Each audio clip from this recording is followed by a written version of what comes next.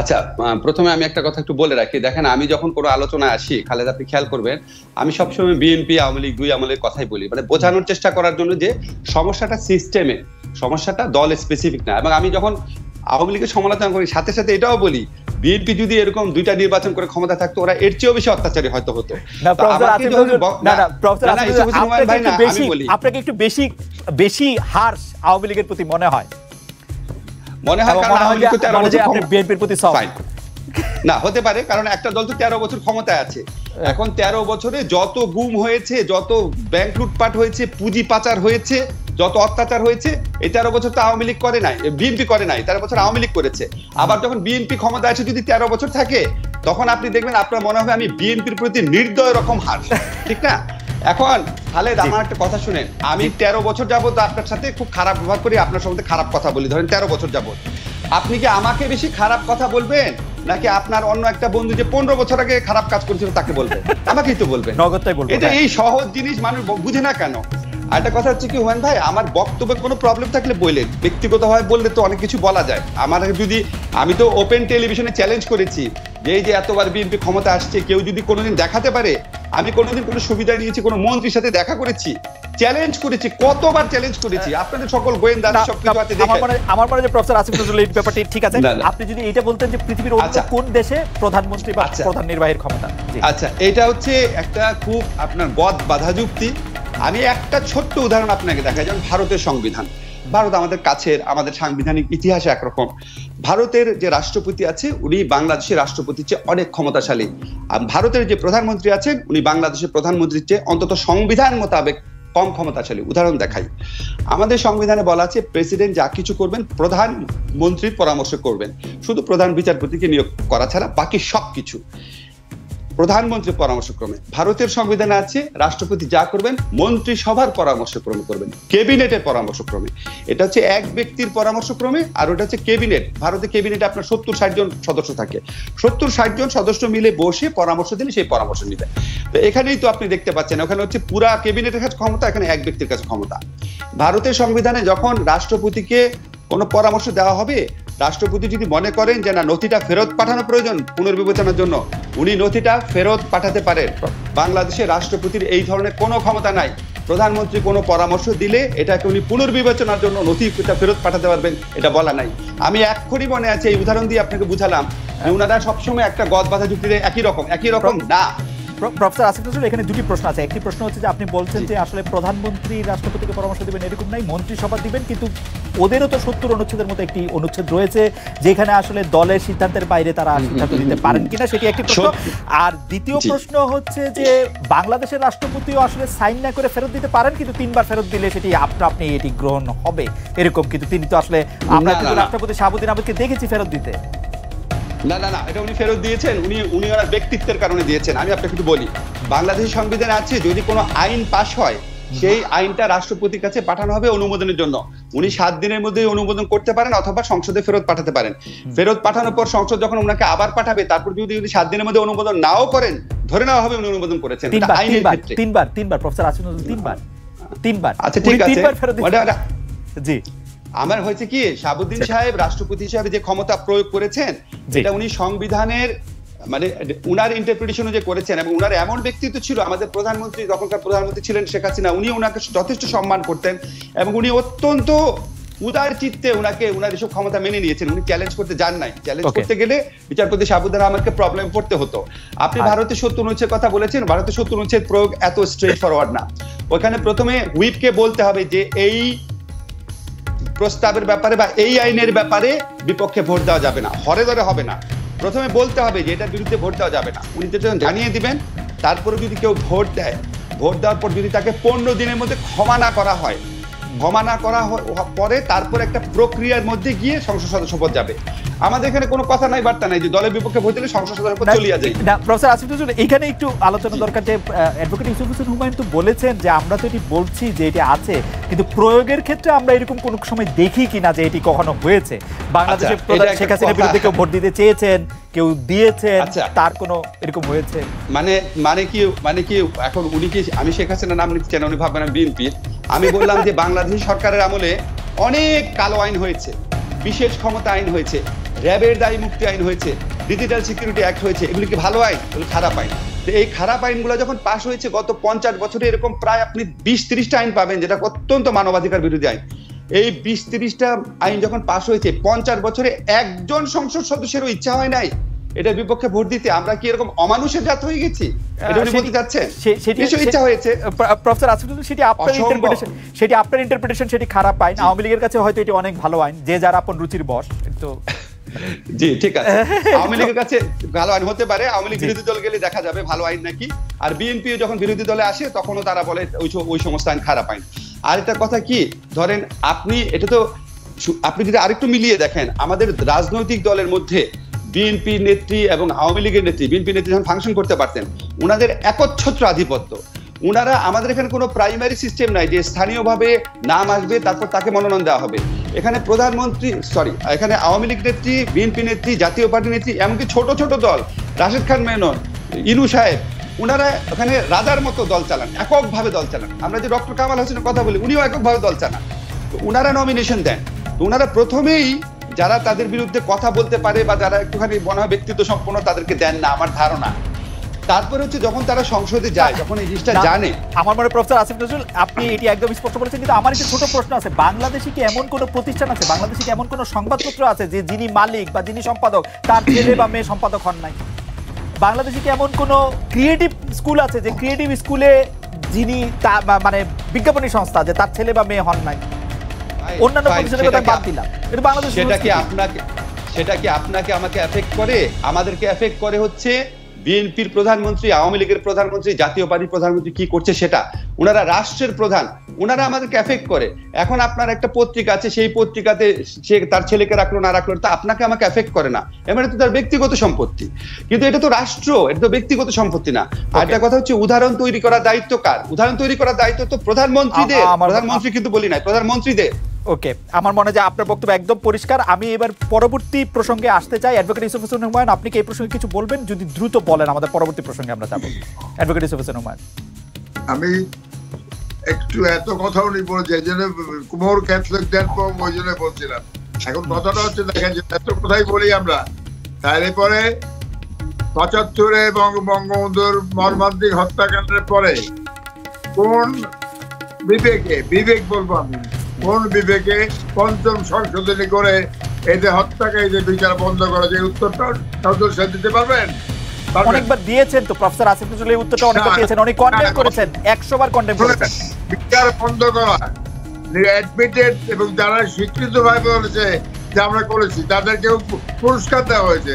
কাজে পেছনে কথা যেতে চাচ্ছি না আমি। কথাটা হচ্ছে, আপনাকে দেখাতে হবে আর্টিকেল 70 হ্যাজ বিন ডিসক্রিমিনেটরি বা বৈষম্যমূলক ভাবে ব্যবহার করেছে বা অন্যায় ব্যবহার করেছে, একটা ক্ষমতা আরবিট্রারি করা হয়েছে, এটা দেখাতে হবে। সেটা আমার পারবেন না। আপনি কি পঞ্চম সংশোধনী নিয়ে প্রফেসর আসিফ নজরুলের মতামত আবার শুনতে চান? অ্যাডভোকেট ইউসুফ হোসেন হুমায়ুন, পঞ্চম সংশোধনী নিয়ে প্রফেসর আসিফ নজরুলের মতামত, প্রফেসর আসিফ নজরুল একটু যদি আপনি কষ্ট করে বলতেন, আমি অ্যাডভোকেট ইউসুফ হোসেন হুমায়ুনের কাছে পরবর্তী প্রসঙ্গে নিয়ে যাব। পঞ্চম সংশোধনী নিয়ে আপনি আসলে কি মনে করেন? পঞ্চম সংশোধনী হচ্ছে জঘন্য একটা সংশোধনী, এবং ইনডেমনিটি অধ্যাদেশকে বৈধতা দেওয়া হচ্ছে বাংলাদেশের সবচেয়ে কি বলবো ঘৃণ্য একটা পদক্ষেপের অংশ। আমি এটা স্ট্রংলি বহুবার নিন্দা করেছি, আবার নিন্দা করলাম।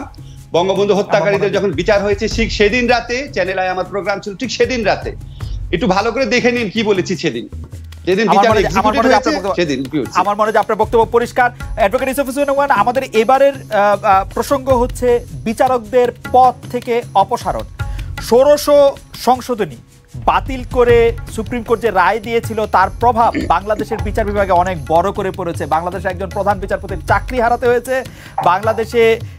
কিন্তু ফ্যাক্ট রিমেন্স, সুপ্রিম কোর্ট সেটি বাতিল করে দিয়েছিল। ৯৬-১-কে যেখানে ছিল ৯৬-১-২, যে সংসদ সদস্যের ২/৩ গরিষ্ঠতার দ্বারা সমর্থিত সদস্যদের প্রস্তাবক্রমে বিচারককে অপসারিত করা যাবে যেটি ছিল, সেটি বাতিল করা হয়েছে। এখন এটি কি অবস্থায় আছে বলে আপনি মনে করেন? আওয়ামী লীগের কাউরে জিজ্ঞেস করলে তারা বলে যে এটি পেন্ডিং আছে এবং সেই জন্য ১৬০০ সংশোধনী একদম বহাল থাকবে। কিন্তু আমরা বিভিন্ন রায়ে দেখেছি সুপ্রিম কোর্ট কোনো কিছু বাতিল করলে সেটি বাতিলই হয়ে যায়। আমাদের তো মনে হয় যে এটা এখন সুপ্রিম জুডিশিয়াল কাউন্সিলের কাছে পাঠাতে হবে, এই অবস্থা আছে। আপনি কি মনে করেন? প্রফেসর আসিফ নজরুলের কাছে জানতে চাইবো যে বিচারকদের অপসারণ এখন কার কাছে? জি, অ্যাডভোকেট প্রেক্ষাপটটা কিন্তু যে আপনি যদি বিশ্লেষণ করেন, তাহলে দেখবে এটা ইউজ ডিসক্রিমিনেটরি। এখানে কথা হয় সেটা না কয় যে আপনি একটা কথা আমি বারবার রিপিট করছি, এই যে যেটা আপনি প্রশ্নটা করেছেন যে সুপ্রিম জুডিশিয়াল কাউন্সিলটা আজকে নাই, যখন ছিল তখন কি অবস্থা ছিল সেটা চিন্তা করতে হবে, সেটা আমরা দেখেছি চোখের সামনে। আর পরবর্তীকালে এখন যেটা আছে সেটা আজ পর্যন্ত কেউ বলতে পারে না যে এটা অনৈতিক ভাবে অর্থাৎ অবৈধভাবে কোনো বিচারপতি ব্যবহার করেছে বা আপনার কি মনে পড়ে, আপনার কি একটা এক্সাম্পল মনে পড়ে যে সুপ্রিম জুডিশিয়াল কাউন্সিল করে, একটা এক্সাম্পল মনে পড়ে সুপ্রিম জুডিশিয়াল কাউন্সিল করে কোনো বিচারকের চাকুরি বাংলাদেশে মানে বাদ দেওয়া হয়েছে সুপ্রিম জুডিশিয়াল কাউন্সিলের মাধ্যমে? কোন ক্ষেত্রে মনে পড়ে সেটার কথা বলছি আমি। কাউন্সিল হয়তো বললাম সেটাই, কাউন্সিল করা হয়েছিল, সেখানে অনেক জায়গাটা আমি নাম করে বলতে চাচ্ছি না, কিন্তু আব্দুল সাহেব বিশ্লেষক উনি জানেন ওই আইন করে কেন করা হয়েছে। আপনার এই কথা আমি কেমনে বিশ্বাস করব? কেন আমি এই কথা বলছি? আমার অধ্যত্ব মাফ করবেন, কারণ যখন যে প্রধান বিচারপতিকে নিয়োগ দেওয়া হয়েছিল প্রধান বিচারপতি করে, তারপরে আবার আপনারা বলেছেন যে তিনি আগে অনেক অন্যায়ের সাথে জড়িত ছিলেন, আপনারা তাকে সেই অন্যায়ের সাথে জড়িত জেনেও তাকে নিয়োগ দিয়েছেন, পরে আবার তার রায় যখন পছন্দ হয় তখন তিনি বলেছেন যে তাই অন্যায়কারী। আপনারা যখন যেটা সুবিধা, আপনাদের ঝোলায় অনেক কিছু আছে, সেগুলি বার করেন ম্যাজিশিয়ানদের মতো। আমার উপসংহার, আমি যেটা আমার নিজের জানা মতে বা আমার নিজের অ্যাসেসমেন্ট যেটা, সেটা হচ্ছে যদি সেটা না করা হতো তাহলে বৈষম্যের প্রশ্ন হয়। এই কারণে বা ধর্মের কারণে বা কারণে এটি করা হয়নি। এটা তাকে কিন্তু পরবর্তীকালে তিনি প্রমাণ করেছেন, সেই কারণে তাকে তার যে ব্যবস্থাটা আইনগত করা হয়েছে সেটা সত্য, এবং পরবর্তীকালে এটা পরিষ্কার প্রমাণিত হয়েছে যে তিনি দুর্নীতি করেছেন। এটা পরবর্তীকালে প্রমাণিত হয়েছে, পরবর্তীকালে প্রমাণিত হয়েছে by document, not by word. ওই ডকুমেন্ট আপনাদের কাছে ছিল 5-10 বছর ধরে, ওই ডকুমেন্ট আপনাদের কাছে ছিল 5 বছর ধরে, একদম আপনার কাছে ছিল। অ্যাডভোকেট ইউসুফ হোসেন ওমান আপনার কাছে অভিযোগ দিয়েছিল, অভিযোগ আপনার কাছে ছিল, আপনার কাছে অভিযোগ থাকা সত্ত্বেও আপনি তার নাম ফরওয়ার্ড করেছেন, আপনি তার নাম ক্লিয়ার করেছেন। সেই প্রধান বিচারপতি, আমি নামই বলি, বিচারপতি এস কে সিনহার বিরুদ্ধে যে অভিযোগ, সেই অভিযোগ পরে আমরা যা জেনেছি সেটি আপনার কাছেও বার কাউন্সিলের এথিক্স কমিটির হিসাবে আপনার কাছেও সেই অভিযোগ ছিল, সেই অভিযোগ আপনি রেখে দিয়েছিলেন, পরে আপনি বার করেছেন। ব্যাপারটা কি এরকম? না, বার কাউন্সিল যেটা আন্ডারে কি প্রধান বিচারপতি প্রধান বিচারপতি অবস্থায় না, আপনারা অতীতের কথা বলেছেন, প্রধান বিচারপতি অবস্থায় আইনজীবীদের করা যাবে, প্রধান বিচারপতি অবস্থা না। যে কর্মকাণ্ডে উনি পরবর্তীকে ধরা পড়েছে তাকে আসতে বলেছে, সে আসেননি, নিজেকে সৎ প্রকাশের চেষ্টা করেননি, বক্তব্য রাখতে দেননি, তার মানে কি?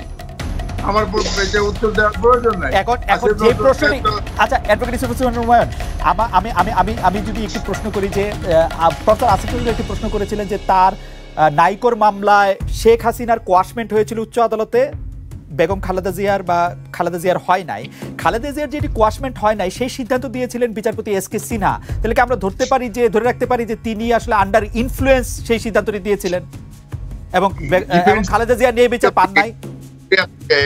নাইকোর মামলা একটা 2 ব্যক্তি, 3 ব্যক্তি, 4 ব্যক্তি হতে পারে, কিন্তু each case has to be studied from the and allegation. ওকে, তার হবে বিশেষ করে 5621A যেটা রাইট, কিন্তু only on point of law. Okay, এটা তো আমার জাজমেন্ট আমি বলতে পারবো না আপনাকে, অনলি অন পয়েন্ট, আপনি এটা ভালো, only on point of law. আপনি কি মনে করেন সে পয়েন্ট অফ ল দেখার ক্ষেত্রে শেখ হাসিনা ক্ষমতায় ছিলেন সেটি বিবেচনা করা হয়েছে, খালেদা জিয়া ক্ষমতায় নাই সেটি করা হয়নি? সেটা জাজমেন্ট না দেখলে বুঝতে পারবেন না, সেটা জাজমেন্ট না দেখলে বুঝতে পারবেন। ঠিক আছে, আমার কাছে মনে হয় যে আমরা একটু প্রফেসর আসিফ নজরুলের কাছে। প্রফেসর আসিফ নজরুল, আপনি কি মনে করেন যে মানে ষোড়শ সংশোধনী বাতিল অবস্থায় এখন বিচারকদের অপসারণের দায়িত্বটা আসলে কার কাছে আছে? কোর্টে কেস পেন্ডিং আছে, যেটি যে ষোড়শ সংশোধনী বাতিল যে রিভিউ পিটিশন করেছেন সেটি শুনানি হওয়ার কথা বা চলছে। দেখেন, সবচেয়ে বড় কথা হচ্ছে আমাদের প্রশ্ন তুলতে হবে রিভিউটা এতদিন যাবত পেন্ডিং আছে কেন। হ্যাঁ, এখন এটা এত মানে কেন পেন্ডিং আছে? এত খুব স্বাভাবিক ব্যাপার না, এত গুরুত্বপূর্ণ একটা জিনিস, যে জন্য আপনার মনে আছে কিনা জানি না যে আমাদের আগের যে প্রধান বিচারপতি ছিলেন, বিচারপতি মাহমুদ হোসেন সাহেব, উনি কিন্তু 3 জন হাইকোর্টের জাজের বিরুদ্ধে ব্যবস্থা নিয়েছেন। ওনারা এখন বিচারের কাজ থেকে মানে বিরত থাকতে বলা হয়েছে, ওনাদেরকে বিচার করতে দেওয়া হচ্ছে না। তার মানে সিরিয়াস অভিযোগ আছে ওনাদের বিরুদ্ধে। এই 3 জনের বিরুদ্ধে কিন্তু আর কোনো ব্যবস্থা নেওয়া যাচ্ছে না। এটা সুপ্রিম জুডিশিয়াল কাউন্সিল আছে নাকি নাই এই ঘোলাটে পরিস্থিতির কারণে। তো এইরকম একটা জনগুরুত্ব সম্পন্ন বিষয় রিভিউটা এতদিন পেন্ডিং রাখা হয়েছে কেন? তো এটা নিয়ে তো অনেকে অনেক কথা বলে যে আপনারা রিভিউ আসলে এতদিন পেন্ডিং রাখছেন কেন? যে যারা রায় দিয়েছিল ষোড়শ সংশোধনী বাতিল করে তারা সবাই রিটায়ার করার পরে তারপর আপনারা প্রসিড করবেন, নাহলে কেন রেখেছেন? তো এই জিনিসগুলো তো গভীর সন্দেহের সৃষ্টি করে এবং বিচার বিভাগের উপর সরকার কতভাবে নিয়ন্ত্রণ প্রতিষ্ঠা করতে চায় সেটাকে আরো ভালো করে ফুটিয়ে তোলে। তো আমি একটা কথা আপনাকে বলি যে যখন আপনার আমাদের কিন্তু 72 সনের সংবিধানই ছিল যে সংসদের মাধ্যমে বিচারকদের চাকরির ব্যাপারে সিদ্ধান্ত নেওয়া হবে, যেটা শেখ হাসিনা গভর্নমেন্ট 1500 সংশোধনীর মাধ্যমে ফিরিয়ে এনেছেন।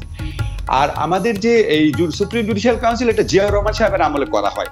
তো এই আলোচনার একটা ইন্টারেস্টিং পয়েন্ট হচ্ছে কি, দেখবেন আমাদের জাজরা আছে না, ওনারা যখন সুযোগ পান আর কি, এই যারা 5ম সংশোধনী বাতিল করেছেন, 7th অ্যামেন্ডমেন্ট বাতিল করেছেন, ওনারা প্রচন্ড ভাবে সামরিক শাসন, সামরিক বিধি এগুলোর বিরুদ্ধে বলেন, অত্যন্ত জাস্টিফাইবলি বলেন। কিন্তু যেটা আবার ওনাদের পক্ষে গেছে সেগুলি কিন্তু আবার ওনারা রেখে দিয়েছেন। সুপ্রিম জুডিশিয়াল কাউন্সিল আপনারা রেখে দিলেন কেন? খায়রুল হক সাহেব যখন রায় দিয়েছিলেন তখন উনি সুপ্রিম জুডিশিয়াল কাউন্সিলটা রেখে দিলেন কেন? উনি বঙ্গবন্ধুর 72 সনের সংবিধানের বিধানটা আনলেন না কেন? আবার বঙ্গবন্ধুর 72 সনের সংবিধানে বিচারকদের পোস্ট রিটায়ারমেন্ট কোনো চাকরির স্কোপ ছিল না, কোনো স্কোপ ছিল না। সেটা জিয়াউর রহমান সাহেব এনে করেছেন, হয়তো খারাপ উদ্দেশ্যেই করেছেন, বিচারকদের হাতে রাখার জন্য বা যে কোনো উদ্দেশ্যে। তা আপনি যখন খায়রুল হক সাহেবকে কথাই বলছি, ওনাকে আমরা এত রেসপেক্ট করি, আপনার সামনে যখন সুযোগ আসছে তো আপনি ওই বঙ্গবন্ধুর যে সাংবিধানিক বিধান সেটা বাদ দিয়ে আপনি জিয়াউর রহমানটা রেখেছেন কেন? দুইটা ক্ষেত্রেই তো বিচারকরা বেনিফিট পায়। তো তখন এই সমস্ত জিনিস আমরা দেখি, তখন আমাদের কাছে মনে হয় যে মানে কি বলবো, আর বলা সম্ভব না, এই দেশে এত রকম আইন আছে, বলা সম্ভব না আসলে, বাট এগুলি খুব অসঙ্গতি। কিন্তু প্রফেসর আসিফ নজরুল, আপনি কি মনে করেন যে বাংলাদেশের বিচারকদের অপসারণ থেকে শুরু করে সেটার দায়িত্ব আসলে সংসদ সদস্যদের কাছেই থাকা উচিত, যেরকম 72 সালে ছিল বা যেরকম যে কোনো গণতান্ত্রিক দেশে থাকে নিয়োগ এবং অপসারণের ক্ষমতা? আমি ওটা মনে করব যদি আমি শিওর হই বাংলাদেশের